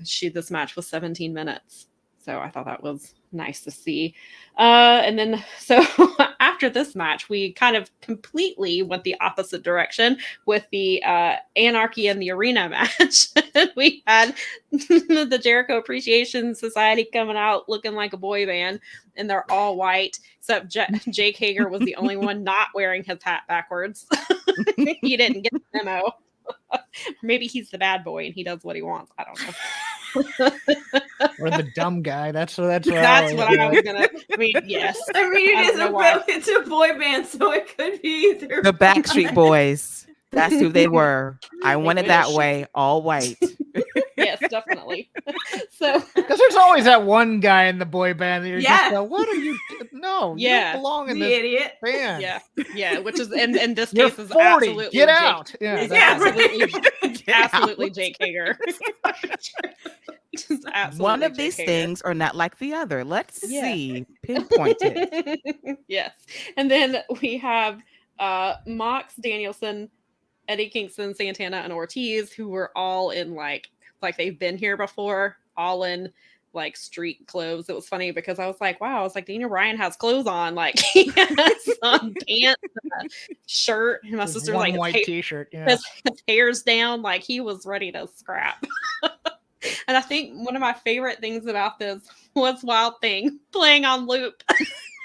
Oh like, yeah, just forever. They just kept playing it. The way they ended it was perfect. Jericho takes the soundboard and breaks it. Boo! Let me listen to the whole match. How hilarious would that have been if they just let the song play the entire match? Or if it cut into Natural Born Killers as a tribute to New Jack. Oh, yeah, there you go. So this match, like my one complaint, one of my biggest complaints about this is I needed them to have 5 split screens because I needed to see all of the action all of the time. Like I was like, please. I mean, we could skip the Jake Hager stuff except for when he went through the table, but the rest of it. Jeff, what do you think? What did you think about my match of the night? I love that. Look, my wheelhouse growing up was late 80s NWA Jim Crockett Promotions. Mm-hmm. And this felt like that. This felt intense. They gave 2.0 an intensity that they need. Yeah. Matt Menard's going to have a shirt. Like, he's going to have the Becky Lynch shirt with like the blood. Say what you will about it. He looked awesome with the blood all over him. Yeah. He looked like he would be in a fight. Him and Kingston going into the crowd and then going into the concession stand and hitting each other with blood and mustard, mixing it up, and then through blood and mustard. Well, I was like, the true insult through the merchandise stand, and then when Garcia came in and taking off his belt and choking him, I adored that. They did the Daniels that's why I said Justin Roberts was having flashbacks. His intro was fantastic. Him saying that his opening, he didn't even bother. Shit's about to hit the fan. That was incredible. I was like, am I at a GCW show? Because that's like when he does the announcements, he's like, this is like, get ready for the fuckery. Like, right. Justin Roberts basically had that moment, and it was wonderful. That was incredible. And there so were little things. when Daniel Garcia was up there, Nyla she added Daniel Garcia and said, "Since you're in the concessions, can you bring me back some nachos?" Nice. And then she, like the part where he disappeared in the elevator and then we never saw him again, she was like, so I think you got murdered on TV. So is that a no on the nachos? Perfect. This match was so for you. Would you say that this match is better than the Stadium Stampede matches? Yeah, because there wasn't as much comedy in this as the Stadium Stampede matches for me. I think this does lead to a blood and guts match, which will be great. But blood and mustard. Yeah, that too. Guts. I just love the little part where Angelo Parker can't get up otherwise, and Danielson just continues to punch him in the seats. Yeah, he gets up, he gets punched again, back in there. Everything about this was just he couldn't get the scooter to work. Oh my god, I know. And then he had the sunglasses where the one lens is popped out. The thing, so Moxley has Jericho in there. You can't get so Jericho's trying to start the scooter. And I'm watching this going, this is ridiculous, guys. Just keep moving. You're not going to get the scooter. And then they would like cut back and you'd see Matt Menard covered in blood. Yeah. And then they cut back to Jericho who still can't get the scooter to work. So they cut back to bloody Matt Menard. Excalibur just going, oh my, when he threw the full cooler at Jericho, and Excalibur just, oh my god, I don't want to take that bump. God bless Proud and Powerful for taking those two, and also 2.0 for being on the receiving end of those things off the ladders. That made me nervous. You give me 5 split screens of this. The gasoline spot, and I love the gasoline spot. The Kingston breakup was perfect. It was perfect for that because a little because look, they've been pushing this Blackpool Combat Club as these we'll cut your face off and stuff. I don't see burning people alive as that big of a jump from that necessarily. No, Eddie's like, fine. He's like, is this what I'm gonna light this guy on fire? No, that's too much. We need to. That's what we draw the line. I did ask where Regal was. So was Regal just like, was he just not in Vegas this weekend, or did they just not want him to be a part of it because he wasn't on commentary or anything? So I was like, where was William Regal? No idea, but it would not shock me if he just said, I don't want to go to Vegas because that's kind of what I want. It's one of those things where it gets my worst instincts out there. Yeah. William Regal, # not in Vegas. Yeah. Also not in Vegas. Kilo, what did you think of this? This was art on the highest level. I love this match. The best match of the night. One of the greatest matches in AEW history. I'll put it right up there in terms of chaos. Right up there with Stadium Stampede 1 from a couple of years ago. Yeah. It was epic. Yes. And I need a special director's cut of the production truck. Of them cutting the cameras back and forth. Back to camera 3, back 4, back 5. Like they did CM Punk's introduction to AEW. I need to see how you kept up with all of this. This was... tremendous action. Wild Thing should have been in a loop the entire time. I would have cried. Yes. Because it was perfect. It was perfect. But Jericho destroying the soundboard was fucking hilarious. I'm not going to lie. It was hilarious. I will say. It was the best part in terms of like, it was like, this stupid fucking song. And did you see? And it was funny because Mox when he grabbed the camera and he like was trying to like hit Jericho with it, he hit the monitor and about knocked it off. And my sister was like, I think he hit some fans, not realizing like where the arm of the camera was. And I was like, this match is such a mess, but it's amazing. And so I was not thrilled with the ending. I was like, did Jericho really need this? But I did think it was funny that the sports entertainers won a blood and guts match. Which is probably what they were going for. But I was like, Jericho did not. Because he only won just the one Stadium Stampede match, right? I believe so. But did they also, I'm trying to remember who won blood and guts? Was MJF's that crew? Pinnacle. That was MJ. Okay. Yeah, that's Pinnacle. But Jericho was in it, right? Yes. Yeah, he was on the Okay, that's what I was thinking. Oh, yeah, my sister and I were like, we were trying to remember. So I was like, Jericho doesn't need to win any more of these. But I get what they were going for. But it was fun. It was a lot of fun. I loved it. I thought it was. I like that they do these matches and get away with them. Like they pull them off because they're not the kind of match that can just be done and pulled off, and they keep kind of doing it. I didn't think that I would have, because I mean I like Stadium Stampede too, but one was like just incredible, brilliant. Yeah. It was so much fun. And I know some of that was timing and that no one had done anything and had that production value and had that like wide of a space to use. Yeah. But to be able to continue to do stuff like this and actually be successful, but change it up a little all at the same time, because this was a different version of that. This was the Moxley version. It was a place and time. My only nitpick was that it took him like 4 minutes to start bleeding. Yeah. And I Who thought had that Matt Menard just would bleed first? I thought it would be more immediate. Did Matt Menard, so do we know how the blood started? Did he hit his face on like the concrete step or like the railing, or that was the fork? Yeah, was it? No, that's right. That's okay. because the Moxley went Abdullah. Yeah. Tonight. Yeah. Gotcha. I can't every time almost I see mass it transit on him. Yeah. Well, and that's Sean has a comment here. So luckily Sean is paying attention to the scrum and filling us in. That Jericho said that the new Jack was an inspiration for Mox's music to continue playing during the match. Oh, so there you go. So thank you for letting us know. Perfect. Yeah, thanks for hanging out with us, Sean. Appreciate it. Yes, definitely.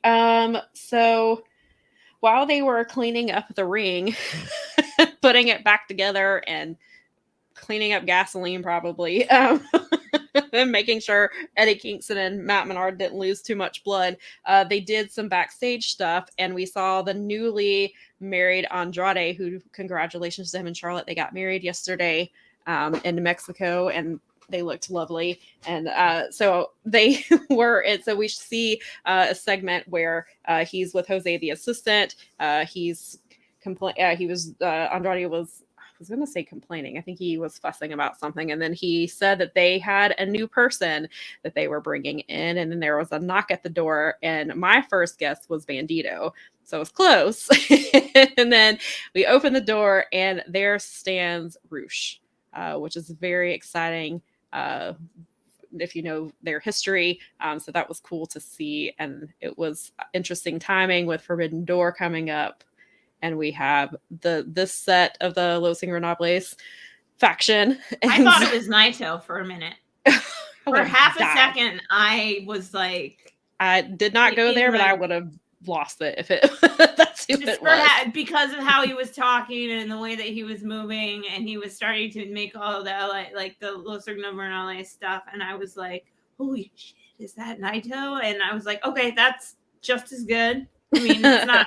I expected a New Japan person. Oh, yeah. Okay. I can see that. Yeah. I thought it was the way he was talking. I thought it was Bandito. And so I figured there'd be some kind of Forbidden Door build here. And there really kind of wasn't. So yeah. They were like, not yet. Jeff, what do you think about this edition? I was thankful it wasn't Ric Flair, because I thought it was going to be Ric Flair. No, please, when God. he said he's the greatest wrestler ever, I was like, oh no, shit, please. they got Flair. Oh boy, Tony Khan does like having his share of headaches backstage, doesn't he? Yeah, because a friend of mine asked, he was like, should I be excited about this? And I was like, well, yes, he's a really good wrestler. It'll be great. In the ring. But yeah, and I was like, I've heard there's some backstage issues with him, so I'm a little surprised that it was, that they brought Roosh in, because that was a lot of the speculation when ROH ended back in December, was if Roosh would come, and almost everybody was like, I don't think so because of the backstage problem. It seems like AEW has like a very specific locker room, and they don't want to like throw that off, and he might throw it off. So I'm assuming he probably came in with maybe there's some conditions. Maybe they sat down and talked to him and be like, if you're going to be here, but who knows? Maybe he's not fully on contract. Like maybe he's going to be. Was he listed as? Wait, I can't remember. Did they call him all? I can't remember. Sean also thought it was going to be Naito. Yes, I see that. Yeah. Thank you for helping out. No problem. Keela, what do you think about this?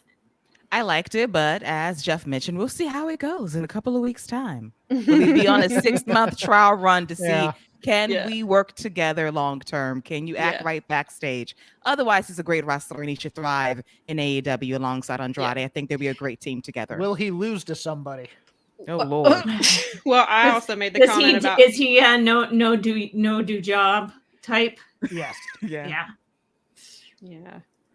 And I also wondered, probably more for the Forbidden Source stuff, but if maybe on the ROH side of things, if they would put Roosh back over there. But on the media call that I was on Thursday, Tony said that they're still trying to figure out TV things, and he did say that the Warner Brothers Discovery crew was going to be coming out Wednesday to Dynamite. They were throwing them a party.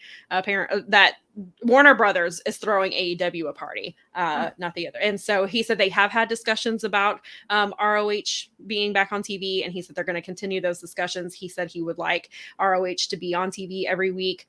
So I was wondering if maybe Roosh is going to, I guess it depends on, maybe this is a trial run to see how he does with the crew. And then maybe if he's a good fit, then maybe once they get ROH kind of back up and running. He did say he wants to run pay-per-views with them again, things like that. So I could see Roosh being over there. So I'm interested to see where this goes beyond Forbidden Door for sure. And then we also got a little backstage thing between Scorpio Sky and Dante Martin.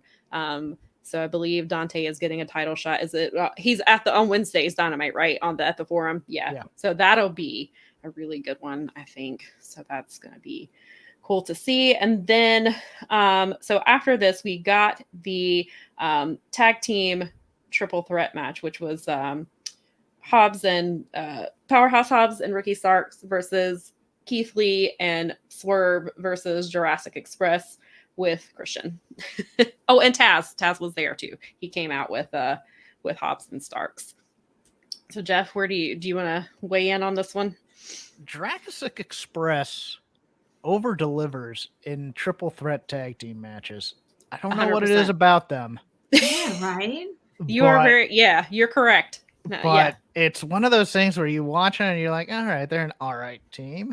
Jungle Boy's great with the choreography here, and Luchasaurus, okay, occasionally he does well with the flips and stuff like that. Sometimes he doesn't get all the way, but whatever.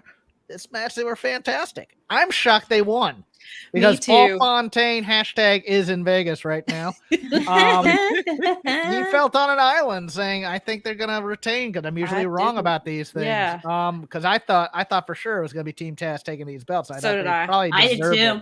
So did I. I thought they weren't gonna. And I do like Jurassic Express. I think they're good for what they are, but they've also kind of outgrown that. But my sister and I were talking about, it's like, if they are to split, because some people think that, maybe where they're going to go, if they were what we thought everybody thought they were going to lose, what it was going to lead to Jungle Boy versus Christian, which is kind of where we've all thought this was heading. But then what does Luchasaurus do? Because there's not much you can do with him outside, or is this going to be like a New Day thing where they stay a team, but then they kind of go off, like Jungle Boy goes off and does his solo stuff and then comes back sometimes, like that type of thing. Much like the Julia Hart thing, this Christian heel turn. Oh my God, yes. Has taken forever if it's going to happen at all. But let me also get some praise on Hobbs and Starks are fantastic, as were Swerve and Lee in this match too. Yeah. The Hoss guy battle. I'm all about big dudes. Sam is a big fan of the Hoss guy battle. I'm all the big meaty man slapping me. Oh yeah, meaty man slapping me. I love it. Big men doing bad things. That's what I want to see in my wrestling. Yes. These guys all gelled so well, and Luchasaurus, who's probably the 6th best wrestler in this match, held his own. I thought too. He did, and they gave him a spot with the big boys too. I guess they're like, he's tall, let's put him in here. But he held his own. Keela, what did you think of it? I thought it was a great match to follow. Anarchy in the arena.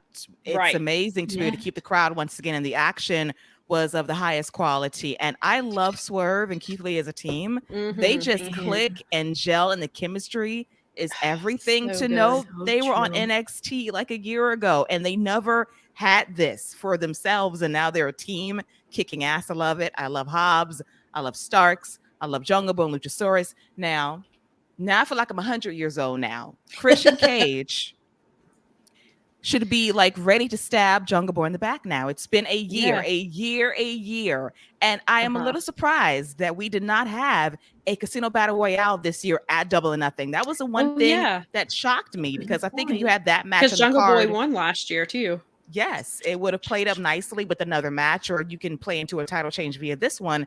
But it was surprising not to have a Casino Battle Royale, because it might have cut some matches from this show and might have tightened up the time a bit for me. So I was surprised they didn't play into the theme of Double or Nothing, Casino Battle Royale.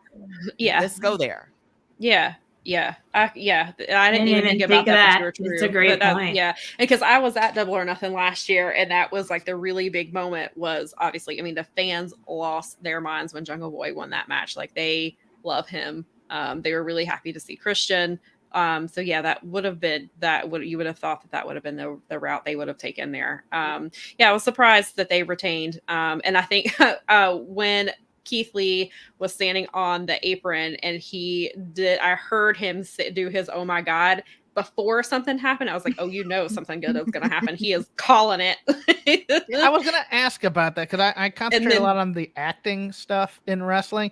He has a weird bemused charm when he's with Swerve. I don't know if you guys noticed this or not, but it's this weird. He also gets a bit of the swagger when he's with Swerve, and it's Swerve just rubs off on him, I think. Yeah. And it's funny because you see in the backstage stuff, Swerve is like, oh, there he is using these words I don't know. He's talking about how he uses big words, which is great. And then Sean pointed out that this tag match was very PWG-ish. Yeah, they definitely went all out. And Sean was saying that he doesn't know that Jurassic Express was the right choice here. And maybe he would have had Keith and Swerve win, but AEW is they are very slowly burning this Christian turn. And my sister made the point, though. She was like, maybe we should have figured Jurassic Express was going to win because Jack's mom and sister were ringside. So there you go. And I was like, I was like, Vegas is only 4 hours away from LA, so maybe that was it. But yeah, maybe they knew they were getting they were retaining. So she lives 3 blocks from me, by the way. Really? Yeah, I live in Valley Village. And you're not in Vegas? No. Hashtag not in Vegas. Jeff went to the Super Bowl this year. That's why he spent. I mean, that's fair. That's a fair. Yeah, trade. That is fair. That is fair. So then we get to our main event, which was Hangman Adam Page versus CM Punk for the AEW World Championship. I was not ready for this match because I'm a big fan of both men. So I would still have been torn all the way up. I didn't really pick one way or another because I would have been happy either way. So, but I thought it was a really good match. I enjoyed it. And Jeff, what did you think about this one? I liked it. I'm not sure I loved it. The story they told was the story that I thought they were going to tell. The ref bump, I just kind of went, when that happened a little bit. I don't know if anybody else did that too. I did at that point, time. I don't get as mad as everyone else at ref bumps, but there are times when it just is too much, and that was not. I think I would agree. Other than the bump led to Hangman getting slightly desperate, and going to utilize that as, I'm desperate. This is my title. I want it. I have the perfect opportunity. I can use this title and get away with it. Am I going to do it? And then, of course, when he took too long, we all knew it was going to happen. Yeah, that was the thing. It's like, I stay too long here. I knew then. I was like that. I mean, I kind of assumed CM Punk was going to win. I personally would have had him win it all out in Chicago with his, in front of his hometown crowd, but I also understand having him walk into Chicago at Forbidden Door with the title. So I get that too. But when he hesitated about doing it, and I was like, nope, there it is. CM Punk is winning this. The story of the bad knees, both of them, I liked a lot. Was the part where CM Punk jumped in and did he lose his balance, or was he selling the knee giving out? Because that one spot, it looked like he lost his balance, but then I was like, well, maybe he's just selling the knee. I thought he was selling the knee, but it might have been. Other people are like, well, he slipped or whatever. I'm like, either way, it worked. Yeah. For Yeah, me, there it was really a spot in this match where I was scared for their health. The superplex spot where you could just see CM Punk just trying to will himself to get Hangman over on that one. But yeah, I liked that. I mean, I was happy with the ending here. I like that they're gonna save, because I do think Punk turns, but I think Punk turns in defense of the title. I think it becomes like Gollum from Lord of the Rings with his Precious, where it's like he's the old gunfighter and he beat the first young gunfighter. Right. There's gonna be somebody who comes in and he's gonna decide the hell with this. I want to keep this title. I thought originally it was going to be MJF who was going to take it from him, but now I'm not so sure. Yeah, well, see, that's what I thought too. That's how I thought we were going to, eventually CM Punk and MJF. That would be it. But then when I was watching the match at one point, I was like, Wardlow's not going to come out here, right? Like, he's not going to be like, remember how I helped you beat MJF? Like, he's not going to, because we need something for him to do now if MJF's out of the picture. And so I was like, please don't have Wardlow come in here, but it did cross my mind. But Punk's going to be a different kind of champion for AEW. Right. He's going to be promo heavy, and it's going to be story match, not work rate match. No matter what you think Punk might be, Punk is a little slower than he used to be. He was never the crispest technician in the world. Easy for you to say. Yeah, he was always a story guy. Yeah. But I think it's really good, especially going into these Warner executives going down to Inglewood on Wednesday, to have a champion who can get it done with his mouth. Yeah. And I don't think he should be a 2-year champion by any means. I think Paige will eventually be champion again someday, sooner than later. I think he's the right guy for right now. Okay. Keela, what do you think of this match? I thought it was a very good main event. It wasn't a great match, but I thought it was very good. I'm very sad that Hangman lost because he was a great champion. And I think that this reign of his will be very underrated because he was not the showcase star on Dynamite most weeks. And that irritated me a bit because this guy delivered nothing but great matches throughout his run. And Punk, for right now, is the right guy to have the championship. Mm-hmm. My only complaint was the build to this match was good in terms of tension, but that last promo by Paige, I just wish you spelled out what was your beef. Why you're so mad. I do want you as a fan to quote Stan, why are you mad with me? What's your beef with me? Let me know what's happening so we can work this out. If you had that story fully developed, it would have added a bit more heat to this match. Very good, not great, but Paige's time will come again. But I do want fans to just remember he had a great run despite not being the And this is actually what Sean has to say here is the chase to retain the title could be a great story leading and him to be the first 2-time champion. And that is something that I'm fine with that. He's a good person. He's definitely a good choice for that. And I want to go back to something Keela said when she was talking about how, they weren't using him on TV every week and he was having these great matches and people, were complaining. And which I will agree with, I think Hangman was a great champion. I mean, he's his own person. He's not going to be a Kenny Omega. He's not going to be a Chris Jericho or anything like that. But when I was on the media call with Tony, he said several times, Hangman Page is the best champion in wrestling. Like Tony seems to super support, like, obviously he's not going to give anything away and tip his hand on, who's going to win. But even in other calls, he's been very pro Hangman Page. He thinks that Hangman has done a great job for them. He thinks he has great matches. He thinks he's one of the best. So I'm glad to hear that because I do think a lot of the fans, I don't know what they were expecting. But for some fans, it seems like Hangman didn't live up to that, which is interesting considering Hangman, went 60 minutes with Danielson. He bled almost every match he had. Maybe they overdid the Texas Death Match a little bit with him, but he delivered in those matches. I thought he was a phenomenal champion. And again, I'm a really big fan of his. I have been since he used to wrestle for my local indie promotion. So I've watched him for a very long time when he used to come out with his little John Deere hat and stuff. And to see him grow like this. So when he lost, it took me a second. Like I was a little sad and I'm a huge CM Punk fan and he's one of my favorite wrestlers and has been for a long time. But I was a little surprised at my reaction. I was a little just, oh, they did it. They took the title off of him. So I was a little a little sad about it. But I think CM Punk, like you said, he is the perfect champion for right now. And I think they couldn't hold him back much longer. I think this was kind of where the stories have been leading. And I'm interested to see what happens when Kenny Omega comes back. And if we get some stuff with them. But yeah, so Mel, what did you think about this one? I did not want Hangman to lose, but as things went along and I was talking to some friends who were saying either you're going to get this or you're going to get a Punk win. It was basically like either Hangman's going to turn heel and keep the belt or he's just going to lose the belt. As I went along this week, it started to make more and more sense that Punk was going to get the belt and that it was timing. It really is. I think timing is that they were going to have to put that championship on him sooner or later. People expected it.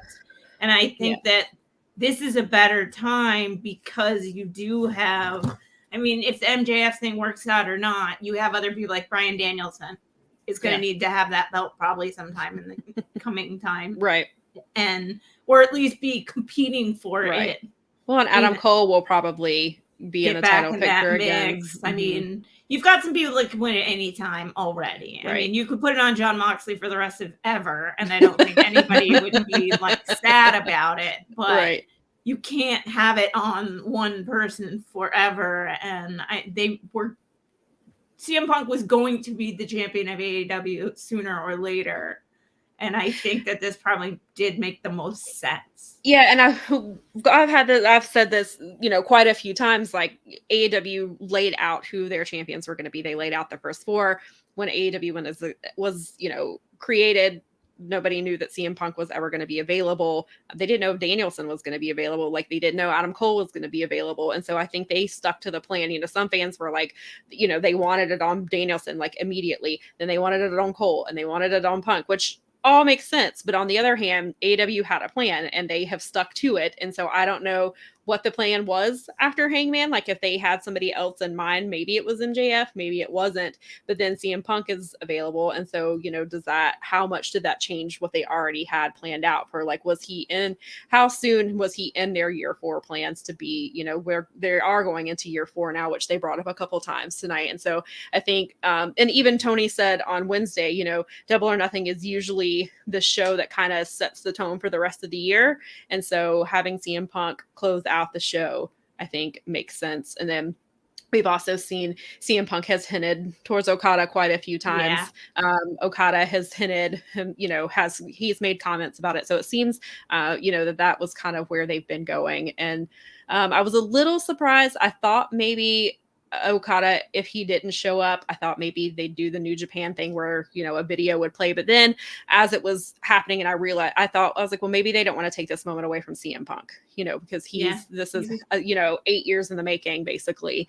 And so maybe they just wanted to give him that time to kind of relish winning the title and stuff like that and not having. So maybe Wednesday at Dynamite, maybe we get something from Okada then, or maybe, we still have a month. Yeah, Tana and Hashi. I remember during the Anarchy match, I was like, is Tana sure he wants this? He wants Moxley because Moxley's on a different level right now. But yeah, so I thought, so overall, like I enjoyed the show. I thought it was a really solid show. It was long, but we knew it would be. And I think, had there not been a Game 7, they probably would have cut some things or put them on the buy-in. But overall, I thought it was a really good show. And I think it's a excellent way to get into year 4 and kind of see what they've got going with some things that they have going on next. So Jeff, what did you think about the show overall? I think it was different from the pay-per-views. Look, I think it was Revolution was a perfect pay-per-view in some ways. And so it's always going to be going up against that in some ways. But as opposed to other pay-per-views that they've done, the latter half of this pay-per-view was solid, as opposed to what has happened sometimes is you'll get a Bucks match that goes maybe about 10 minutes too long. none of those matches that in the latter half of this pay-per-view went too long. I think it was just right. And so I feel a lot better about this pay-per-view than I did some other ones that weren't necessarily did not hit its time cues particularly, but overall I enjoyed the show. I thought the beginning it did. After Wardlow, there were some rough spots in there, but after it got going, and it's always one of those things like they say with UFC, the main event is great. You come out feeling a lot more positive. I really liked this main event quite a bit, and I liked everything. Probably after the TBS title match, I thought was pretty solid. I thought. Yeah, Keela, what did you think about the show? I thought it was very good. Self-editing will be their friend moving forward. 13 matches is too many, but I will say it reminded me a little bit of Night 1 of WrestleMania this year, that the back end of this show was great. And that was a way to really hook the crowd. And thankfully, the crowd wasn't too tired throughout the show. You had your spots here and there. But I thought the second half of this show was really strong. And there were some Dynamite-worthy matches on this card that could have been moved to Wednesday or Friday. I get it. But don't make the show this long again. I have WrestleMania flashbacks from 3 years ago, and I don't want to relive that. I don't want to go back to New Jersey. I was at that one too. That's 12:30. It's too long. No more. Mel, what did you think of the show? I thought overall it was really good. I felt like it delivered. I have yet to feel like I don't get my money's worth when I pay for an AEW show. I have bought every AEW show that has come down the pipe, and I've never felt like, oh, I want my money back. This is, they always give me plenty. And if there's things that I don't like, there's other things that I was like, that I can kind of move around and be like, well, I don't care, because that's like one thing out of 14 or 12 other things. I was really looking forward to the Wardlow match. So, I mean, regardless of all the shenanigans that went on last night, that was something that I was really, so that was something on the card that particularly, and it definitely delivered 100%. So it was worth staying up for, but I agree with the, geez, you guys, come on. We have bedtimes. Not all of us are on Pacific time. So before we go, we do have a question from Sean, which I think is a very good question. And it's a question for everybody. Who would you pick to be the first person to challenge CM Punk for the title? Jeff, do you want to go first with your pick? Or do you need a minute to think? I need a minute. Can he clarify, does he mean big feud or small TV feud? Let me think about this for a moment. If somebody else has an answer, Sean, do you want to clarify if you're still big here? Feud or little feud? Yeah, because I mean, I can think of about 12 people they'd put up against Punk for a match, but it'd just be a sacrifice. Right. Or if anybody else has an answer, they can go ahead and jump in. Or I guess we all need a minute to see. First big feud. Okay. Big feud. Anybody can jump in on this because I gotta think about this for a sec. Should it be somebody less obvious than like a Moxley or an MJF? I don't think they go that big that soon. I think they'll save those for. So do you think that they'll maybe try and build somebody that is? Well, I think maybe his first kind of focus is gonna be. He's the name I thought of. I think they're kind of first going to kind of build Okada for Forbidden Door, and then there'll be something that jumps off of that. Which who is in the ranking? I know Adam Cole's back in the top 5, right? I don't remember. I want to say yes. I really am surprised I haven't thought, because Adam Cole is actually one of the people that I thought of that he might be another big feud, but can he handle losing another big feud this early? That's a good point. Keela, what do you think? Ooh, this is a tough one. I know, right? If he can be rebuilt in time, Kenny Omega would be my first pick. Yeah. That's the guy. I would say All Out in Chicago if they're going to run an arena or a stadium. I don't know for sure, but that would be the first big match if Kenny's healthy by then. If not, I would actually kind of go with Samoa Joe. Samoa Joe is another name I thought of too when, I didn't even think of that. But will he have, I would assume that if that's the case, then they're not going to go for Joe 2 belts. Joe will probably. I mean, I would love Joe 2 belts. Give him all the belts. But yeah, I mean, you know who else would be? I think would be really cool just because of like the promos they could cut would be Ricky Starks. Oh, that would be good too. That'd be good. I think that would be fun. It'd be a good work for Ricky Starks to build himself into a place of being that level of challenger. I mean, does he? Maybe. I mean, and he could, I think, afford to skip the TNT Championship. Like, I don't think that he necessarily. I mean, because I guess because he does have the FTW title, which I know is not an officially recognized title, but you know, he has defended it. And I think he's somebody that wouldn't have to necessarily go the TNT Championship route. That he could go maybe right into the big, and that would be and since CM Punk's big thing, like Tony kept talking about this, and then there was the ESPN article that came out a couple of days ago about how CM Punk wants to mentor the younger wrestlers, and he's worked a lot with like Powerhouse Hobbs, had some really good quotes from that article, and obviously we've seen him work with Darby, and we've seen, you know, some of the people he's worked with, so I think Ricky Starks would be a good to kind of elevate Ricky to somebody like Ricky to another level, and even maybe it seems like Dante Martin's obviously in the TNT title picture, but you know, even something like that, or Lee Moriarty, I think would eventually be maybe not his first big feud, but I'd like to see him, you know, I'd like to see something like that. I think to build maybe the next set of pillars would be a cool thing to see. See, I had on my list after Forbidden Door, I thought they were going to throw him in with MJF, and I thought MJF was going to take this title. But I did too. I don't think so anymore. No. I'll take an off the board pick, and this will seem weird, but if you can build him up properly, I think that'd be a kind of a hot program. I think Andrade would not be the worst person to do a feud with. That Punk would be here. fun. To also just to rebuild his credibility in terms of being a big man. Yeah. I mean, I was at that Philadelphia NXT where he and Gargano tore the house down. Yes. And he felt like $1 million that night, even though just watching his whole presentation and everything. If they could get half of that back by building up Los Ingobernables with Naito and Rush and whatnot, and maybe even maybe give him the mask back. Maybe just give him the mask back and let him be that dude again. Sombra. Let me Sombra again, and let's see what happens. I like that. I think that'd be an interesting choice if you're going to get away from the Cole, and kind of Moxley type, right? There. And like you said, like kind of rebuilding somebody, like because they could even do like a Miro type thing at some point, but Andrade versus CM Punk. That's an Andrade. Like if you could get the Andrade that you're talking about, that would be really fun.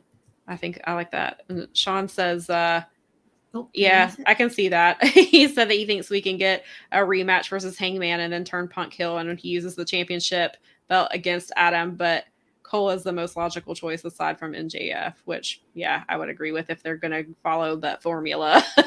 The prom king is going to be the next. Yay.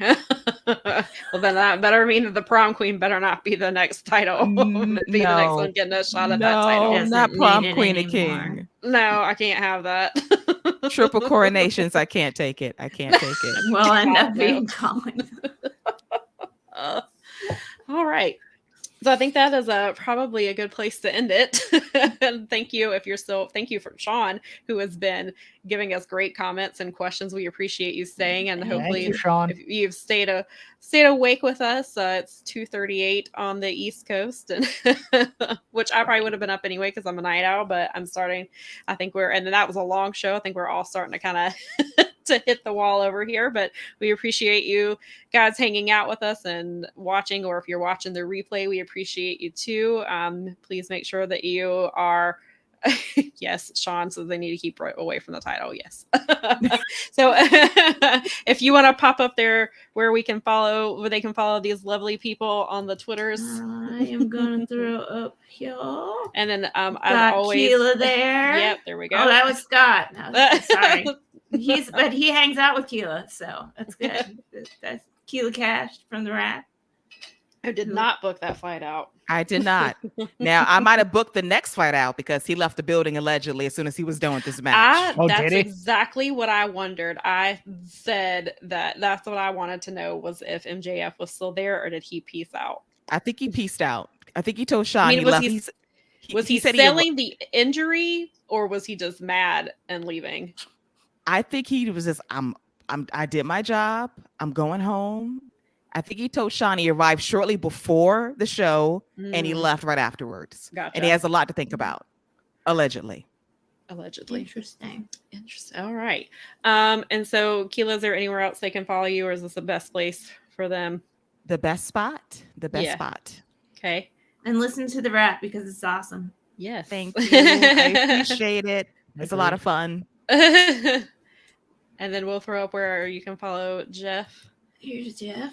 Yeah, at Crap Game 13. I do a show called Shake Them Ropes over on Voices of Wrestling. And then every Wednesday with the guy who's in Vegas right now after Dynamite. But at least, but you knew CM Punk's theme music, okay? He may be in Vegas, but I wanted him to get into... It's because it was one of my first controversies here at the channel, and it makes me laugh. Look, so we can't, do not jump down any wrestling fans' throats for not being a completist. Don't jump down the old people's throats for not knowing the young stuff. Don't jump down the young people's throats for not knowing the old wrestling stuff. Twitter. Yeah, it's funny. Yes, it sucks. But I just crack wise over at Crap Game 13 about wrestling. Dad jokes, whatever. And then I do the Dynamite show for Fight Game. Which is an excellent channel, and that is on the Fight Game Media Plus channel. So go, which is really affordable and worth it. Yes, I'm not only a person on the channel; I'm actually a member of Patreon. You sound like I'm not. What is that commercial? It's like I'm not just a doctor. I'm also a client. Or whatever it is. Yes, and then of course, please subscribe to the Fight Game Media YouTube channel. There's a lot of people putting a lot of hard work and for you guys, and there's a lot of content over there. So even if you're not a Patreon subscriber, which you should be, they also will clip ups and stuff. That's obviously the only place you can find us, at least in the Fight Game Media Network. You can find us, of course, on Twitter. We are on Twitter a lot. And then our personal Twitters as well. But thank you for everybody that, thank you guys for coming on with us. We enjoyed it. It was a fun show. Even if we were not in Vegas, we still had fun. Hashtag not in Vegas. Not in Vegas. Not playing the slots with MJF. It's the funniest part of that story. I'm like, he's playing the slots, like over the nickel slots. But... 3 cherries popped up out of nowhere. Nah, he's on a Sons of Anarchy machine. I'm almost positive. He's that guy. Oh, God. Oh my gosh. This was well worth it. I really appreciate having you guys on tonight. Yes, please.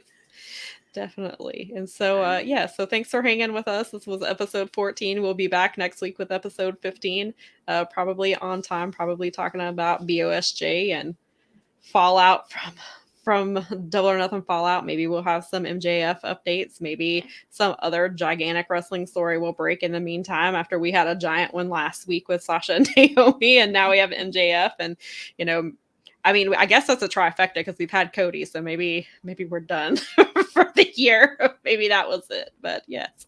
So thank you, everybody, for staying with us, and have a good week, and we will see you later. Peace. Bye. Bye.